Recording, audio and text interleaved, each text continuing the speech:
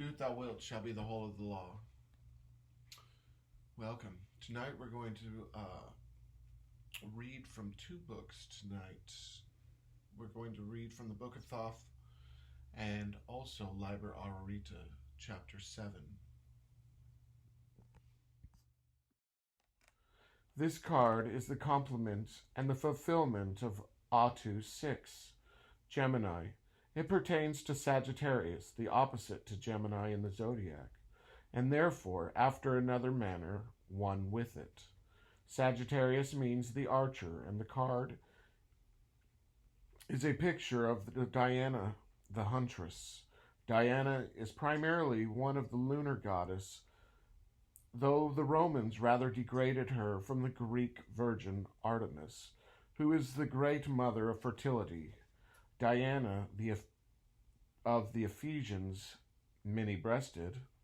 The connection between the moon and the huntress is shown by the shape of the bow, and the occult significance of Sagittarius is the arrow piercing the rainbow, the last three paths of the tree of life which make the word Quasheth, a rainbow, and Sagittarius bears the arrow which pierces the rainbow, for his path leads from the moon of Yesod to the sun of Tifereth. This card represents the consummation of the royal marriage which took place in ATU XI. The black and white personages are now united in a single androgynine figure. Even the bees and the serpents on their robes have made an alliance. The red lion has become white and increased in size and importance, while the white eagle, similarly expanded, has become red. He has exchanged his blood for her white gluten. The equilibrium and the counterchange are carried out completely in the figure itself. The white woman has now a black head, the black king a white one. She wears the golden crown with a silver band, he the silver crown with a golden fillet. But the white head on the right is extended in action by a white arm on the left which holds the cup of the white gluten, while the black head on the left has the black arm on the right, holding the lance, has become a torch and pours forth its burning blood. The fire burns up the water extinguishes the fire. The robe of the figure is green, which symbolizes vegetable growth. This is an alchemical allegory. In the symbolism of the fathers of science, all actual objects were regarded as dead. The difficulty of transmuting metals was that the metals, as they occur in nature, were in the nature of excrements, because they did not grow. The first problem of alchemy was to raise mineral to vegetable life. The adepts thought that the proper way to do this was to imitate the process of nature. Distillation, for instance, was not an operation to be performed by heating something in a retort over a flame. It had to take place naturally, even if months were required to consummate the work. A great deal of what people consider ignorance, being themselves ignorant of what men of old thought, comes from this misapprehension. At the bottom of this card, for example, are seen fire and water, harmoniously mingled. But this is only a crude symbol of the spiritual idea, which is the satisfaction of the desire of the incomplete element of one kind to satisfy its formula by assimilation of its equal and opposite. The state of the great work, therefore, consisted in the mingling of these contradictory elements in a cauldron. This is here represented as a golden or solar, because the sun is the father of all life, and in particular presides over distillation. The fertility of the earth is maintained by rain and sun. The rain is formed by a slow and gentle process, and is rendered effective by the cooperation of air, which is itself alchemically the result of the marriage of fire and water. So also the formula of continued life is death or putrefaction.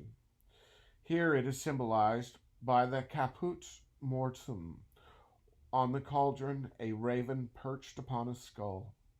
In agricultural terms, this is the fallow earth. There is a particular interpretation of this card which is only to be understood by the initiates of the 9th degree of the OTO, for it contains a practical magical formula of such importance as to make it impossible to communicate openly. Rising from the cauldron as the result of the operation performed therein is a stream of light which becomes 2 rainbows. They form the cape of the androgyne figure. In the center, an arrow shoots upwards. This is connected with the general symbolism previously explained, the spiritualization of the result of the great work. The rainbow is moreover symbolical of another stage in the alchemical process. At a certain period, as a result of putrefaction, there is observed a phenomenon of many-colored lights. To sum up, the whole of this card represents the hidden content of the egg described in ATU VI. It is the same formula, but in a more advanced stage. The original duality has been completely compensated, but after birth comes growth, after growth, puberty, and after puberty, purification. In this card, therefore, is foreshadowed the final stage of the great work. Behind the figure, its edges tinged with the rainbow, which has now arisen from the twin rainbows forming the cape of the figure, is a glory bearing an inscription, Vista Inturia Terra Rectificando Inviernes Occultum Lapidem. Visit the interior parts of the earth. By rectification thou shalt find the hidden stone. Its initials make the word vitriol, the universal solvent to be discussed later. The hidden stone is also called the universal medicine. It is sometimes described as a stone, sometimes as a powder, sometimes as a tincture. It divides again into 2 forms, the gold and the silver, the red and the white, but its essence is always the same, and its nature is not to be understood except by experience. It is because the alchemists were dealing with the substances on the borderland of matter that they are so difficult to understand. The subject matter of chemistry and physics in modern times is what they would have called the study of dead things. For the real difference between living things and dead is, in the first instance, their behavior. The initials of the alchemical motto given above form the word vitriol. This has nothing to do with the sulfates of either hydrogen, iron, or copper, as might be supposed from modern usage. It represents a balanced combination of 3 alchemical principles, sulfur, mercury, and salt. These names have no connection with the substances so named by the vulgar. They have already been described in ATU I, III, and IV. The counsel to visit the interior of the earth is a recapitulation of the first formula of the work, which has been the so constant theme of these essays.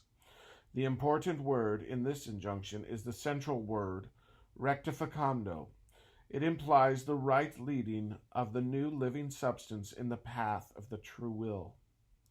The stone of the philosophers, the universal medicine, is to be a talisman, to use in any event a completely elastic and completely rigid vehicle of the true will of the alchemist. It is to fertilize and bring to manifested life the Orphic egg. The arrow, both in this card and in ATU VI, is of supreme importance. The arrow is in fact the simplest and purest glyph of Mercury, being the symbol of directed will. It is right to emphasize this fact by a quotation from the 4th Aether, Lit, in the Vision and the Voice.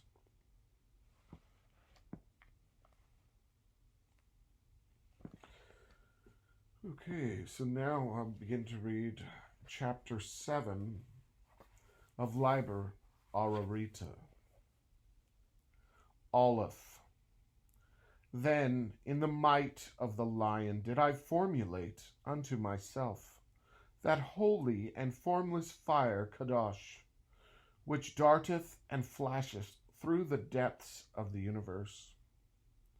At the touch of the fire Kadosh, the earth melted into a liquor, clear as water. At the touch of the fire Kadosh, the water smoked into a lucid air. At the touch of the fire Kadosh, the air ignited and became fire. At the touch of the fire Kadosh, O Lord, the fire dissipated into space. At the touch of the fire Kadosh, O Lord, the space resolved itself into a profundity of mind. At the touch of the fire Kadosh, the mind of the Father was broken up into the brilliance of our Lord, the Son. At the touch of the fire Kadosh, the brilliance of our Lord was absorbed in the knot of our laity, of the body, of the milk of the stars. Then only was the fire Kadosh extinguished, when the enterer was driven back from the threshold, and the Lord of silence was established upon the lotus flower. Then was accomplished all that which was to be accomplished, and all and one and naught were slain in the slaying of the warrior 418. In the slaying of the subtlety that expanded all these things into the 12 rays of the crown. That returned unto one, and beyond one, even unto the vision of the fool in his folly, that chanted the word, ARARITA,